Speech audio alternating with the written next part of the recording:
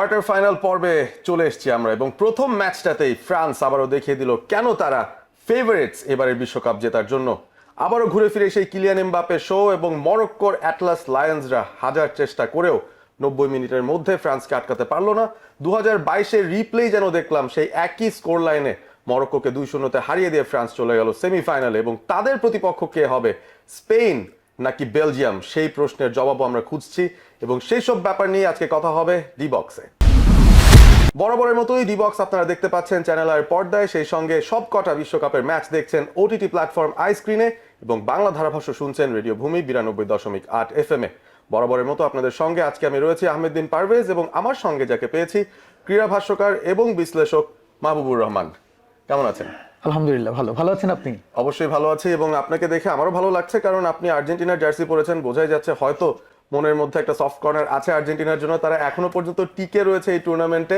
আমার পাশে আর্জেন্টিনার ফ্ল্যাগ আছে, ওনার পাশে ব্রাজিলের ফ্ল্যাগ আছে, পেছনে আরো কিছু ফ্ল্যাগ, তবে অনেকগুলো ফ্ল্যাগ কিন্তু কাটা পড়ে গেছে। এই আর্জেন্টিনার ফ্ল্যাগ ছাড়া আর হয়তো ফ্রান্সের ফ্ল্যাগ পিছে থাকতে পারে, আর বাকি টিমগুলো কিন্তু আসলে এবার বিশ্বকাপের রানিংয়েই নেই। আমরা ফার্স্ট কোয়ার্টার ফাইনালটা নিয়ে কথা বলতে পারি মাহবুব ভাই, যেখানে আমরা দেখলাম যে ফ্রান্সকে আটকানোর বিভিন্ন কৌশল ওই লাইন আপের মধ্যেই বোধহয় লুকিয়ে রেখেছিলেন মরক্কোর এই হেড কোচ। তবে আলটিমেটলি এরকম স্ট্রাইকারলেস একটা ফরমেশনে খেলেও অনেক বেশি ডিফেন্সিভ অ্যাট্রিবিউটস নিয়ে আসার পরেও কিন্তু এই দলটা শেষ পর্যন্ত ফ্রান্সকে আটকাতে পারলো না বা গোল খাওয়াটা আটকাতে পারলো না। তাদের গোলকিপারও এত অসাধারণ পারফর্ম করলেন, তারপরও তো হয়নি। আপনি তো ধারাভাষ্যেই ছিলেন, কেমন দেখলেন ম্যাচটা? না, অসাধারণ, ম্যাচটা অসাধারণ ছিল। যেটি আপনি বললেন, দেখতে দেখতে 30 দিন পার হয়ে গেল বিশ্বকাপের। এই 30 দিন পরে এখন শুধু নকআউট পর্ব।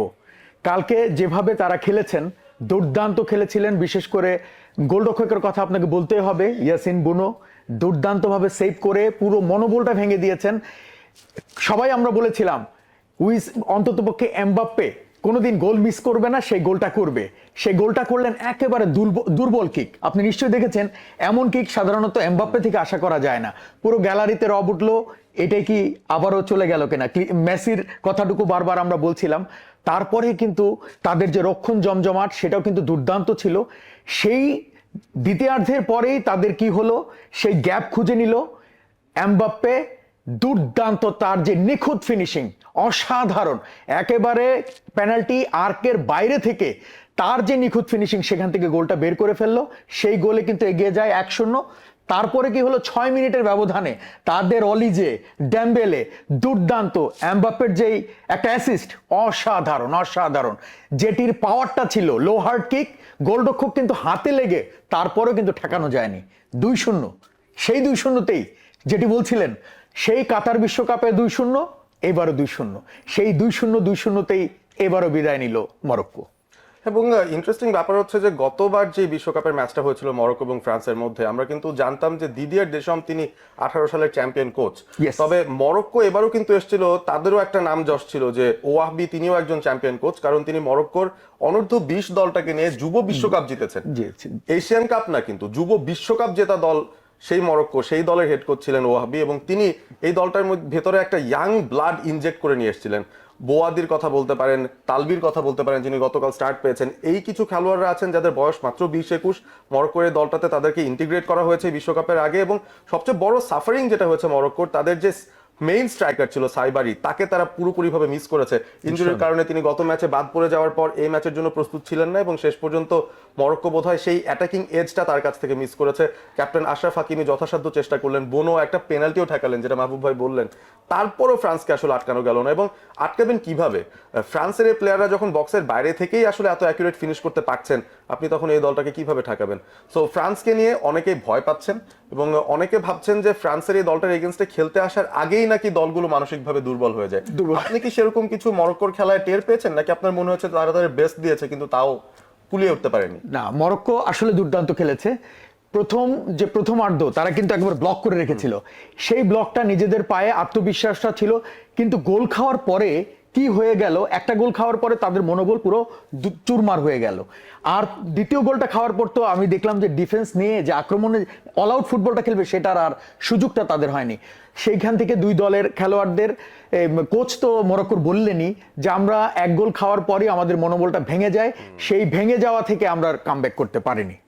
তো দেখা যাক শেষ পর্যন্ত ফ্রান্সকে কারা বধ করতে পারে, কারণ আজকে রাতে দ্বিতীয় কোয়ার্টার ফাইনাল এবং এই ম্যাচটার মধ্যে 2010-এর চ্যাম্পিয়ন স্পেন যারা একবার বিশ্বকাপ জিতেছে তাদের বিরুদ্ধে বেলজিয়াম খেলবে, যাদের সোনালী প্রজন্ম নাকি শেষ হয়ে যাচ্ছে। তবে সেই শেষের পথে থাকা বেশ কিছু খেলোয়াড় এই স্কোয়াডের মধ্যে আছেন এবং অনেকেই কিন্তু ভাবেননি যে বেলজিয়াম দলটা কোয়ার্টার পর্যন্ত আসতে পারবে, তারা কিন্তু অনেকে সারপ্রাইজ করে তারপরে এসেছে। এই ম্যাচটা নিয়ে আপনার আসলে চিন্তা ভাবনাটা কি? দেখুন, অনেকেই বলছেন যে ব্রুনাই যিনি 2010-এ তার আন্তর্জাতিক ক্যারিয়ার শুরু করেন, সেখানে লামিন ইয়ামাল 3 বছর বয়সের একটা শিশু, সেই সোনালী প্রজন্ম, সেই শিশু আজকে তিনি সোনালী প্রজন্ম বেলজিয়ামের সাথে দুর্দান্ত লড়াইটা করবেন। সেই লড়াইটা হবে তরুণদের সাথে, সোনালী প্রজন্মের সাথে। এই তরুণরা কতদিন পর্যন্ত সেই তরুণদেরকে ঠেকাতে পারবে বেলজিয়াম, সেটি হচ্ছে দেখার বিষয়। দুর্দান্ত খেলছেন কিন্তু ফ্রান্সের প্রতিটি খেলোয়াড়। এবং এই জায়গাটা আমরা যদি স্পেনের কথা চিন্তা করি, স্পেন দলটা এখনো পর্যন্ত এই পুরো বিশ্বকাপে একমাত্র দল যারা কোনো গোল খায়নি। টোটাল তারা এতগুলো ম্যাচ খেলে ফেলল, ক্লিন শিট, পুরো ক্লিন শিট রেখেছে, ক্লিন শিট। এবং প্রথম ম্যাচটায় কেপ ভার্দের সঙ্গে যখন 0-0-তে একটা শকিং রেজাল্ট হয়েছে, তারপর মনে হয় স্পেন দলটা একটু জেগে উঠলো এবং আস্তে আস্তে করে লামিন ইয়ামাল যখন গেম টাইম পাওয়া শুরু করলেন এই দলটার হয়ে, তখন কিন্তু তাদের পারফরমেন্সে উন্নতির ছাপ আমরা দেখছি। লামিন ইয়ামাল সবে মিলে গোল দিয়েছেন মাত্র একটা, তবে তার অ্যাসিস্ট বেশ কিছু আছে এবং তার মাঠে থাকাটাই আমার মনে হচ্ছে স্পেনকে অনেক বেশি ইন্সপায়ার। নিঃসন্দেহে ওয়ারজাবাল রয়েছেন তার সাথে, তিনি যখন তাদের এই যে কম্বিনেশনটা থাকবে, নিঃসন্দেহে আজকে তাদের জন্য হুমকি। লামিন ইয়ামাল যেটা বললেন, তিনি যে গ্যাপটা খুঁজে পাবেন, সেই গ্যাপ থেকে তিনি কিন্তু দলের পক্ষে লিড এনে দেওয়ার মতো আজকে সেই সুযোগটা মনে হচ্ছে পাবেন। সেটি হচ্ছে আমাদের অন্যতম আশা ভরসা প্রত্যেকটা ফুটবল বোদ্ধাদের। এবং স্পেন উঠবে নাকি বেলজিয়াম, কে বেটার প্রতিপক্ষ হতে পারে ফ্রান্সের জন্য, সেই দরকে অনেকেই যাচ্ছেন। আমার কাছে পার্সোনালি মনে হয় স্পেনকে ওঠা উচিত, কারণ ফ্রান্সকে একটা লড়াই দেওয়ার মতো দল যদি হয়ে থাকে একটা টিম, সেটা হবে স্পেন। এবং এই ম্যাচটায় যে পরিসংখ্যানটা একটু আগে বললাম যে স্পেন এখনো কোনো গোল খায়নি, আর অন্যদিকে বেলজিয়াম তারা কিন্তু প্রতি ম্যাচে অন্তত 2.5টা করে গোল দিচ্ছে, অর্থাৎ তাদের কিন্তু গোল স্কোরিং একটা স্প্রি আছে। সেনেগালের সঙ্গে খুব কঠিন একটা ম্যাচ তারা একেবারে শেষ মুহূর্তে একটা উইনিং গোল দিয়ে পার করে চলে এসেছে। সুতরাং এই নকআউট ফেজের প্রেশারটাও কিন্তু তারা নিতে জানে। এবং বেলজিয়ামের এই দলটার যদি কিছু ডিটেইলস আমরা শেয়ার করি, ডেফিনেটলি কেভিন ডি ব্রুয়নের কথা বলেছেন মাহবুব ভাই, এখানে রোমেলু লুকাকু আছেন যিনি সেই সোনালী প্রজন্মের একজন প্লেয়ার, ডকু রয়েছেন যার এই ওয়ার্ল্ড কাপে আসলে ফ্লারিশ করার কথা, বাট সামহাও তাকে ছাপিয়ে ডি কেটেলিয়ার কিংবা ট্রোসার্ড তারা কিন্তু এই বেলজিয়াম দলটা কিন্তু রয়েছে সোনালী অ্যাবসলিউটলি কোচ হিসেবে। তারা চাইবেন তাদের এই বিশ্বকাপটা রাঙাতে, তারা আশা করেননি, যেটা আপনি বলেছেন, তারা আশা করেননি তারা এই পর্যন্ত আসবেন। তারা যেহেতু সুযোগ পেয়েছেন, তারা তাদের অভিজ্ঞতাটা পুরোপুরি নিংড়ে দিবেন। আর পক্ষান্তরে স্পেন, তাদের হারানোর কিছু নেই। এই তরুণ প্রজন্ম আগামী আরো কত বছর লিড দিবে সেটা ফুটবল বোদ্ধারাই দেখবেন। আজকে একটা ডু অর ডাই ম্যাচ, দুর্দান্ত লড়াই হবে। সেই লড়াইটা আমরা উপভোগ করব। সেই লড়াইটা হবে সোনালী অতীতের সাথে তরুণ প্রজন্মের।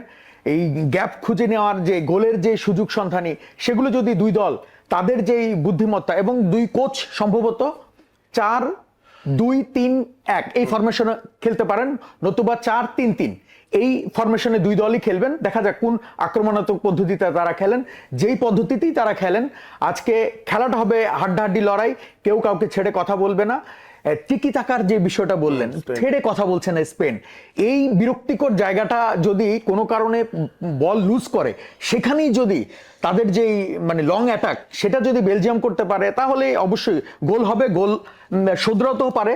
আর এটা যদি মানে কি বলে 120 মিনিট সময় গড়ায়, অর্থাৎ 90 মিনিটের খেলা শেষ করে 120 মিনিট অতিরিক্ত সময় গড়ায়, তাহলে কিন্তু দুই গোলকিপারকেই কিন্তু সেই পরীক্ষাটা দিতে হবে।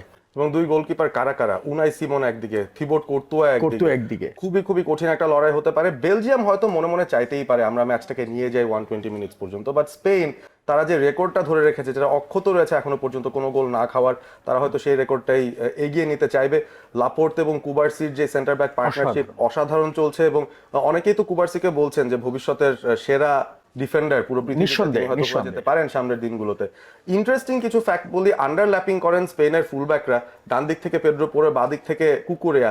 তাদের এই হাফ স্পেসে আন্ডারল্যাপ করে যাওয়াটাও কিন্তু প্রতিপক্ষের জন্য একটা বড় শক্তি বা সমস্যার কারণ হতে পারে বেলজিয়ামের জন্য। তো দেখা যাক শেষ পর্যন্ত এই ম্যাচে ট্যাকটিক্যাল ব্যাটেলটায় কে জেতেন। আমরা অবশ্যই সেই ব্যাপার নিয়ে আলোচনা করব আগামীকাল। এর মধ্যে রেজাল্টটাও চলে আসবে এবং সেই সাথে পরবর্তী যে কোয়ার্টার ফাইনালগুলো আছে, England versus Norway, Argentina versus Switzerland, দারুণ কিছু ম্যাচ অপেক্ষা করছে আমাদের সবার জন্য। দেখতে থাকবেন ডি বক্স প্রতিদিন চ্যানেল আইতে এবং সেই সাথে আই স্ক্রিনে দেখবেন প্রত্যেকটা বিশ্বকাপের ম্যাচ। আর সেই সাথে বাংলা ধারাভাষ্য তো শুনবেনই রেডিও ভূমি 92.8 FM এ। আজকের মতো আমরা দুজন বিদায় নিচ্ছি, দেখা হবে আগামীকাল।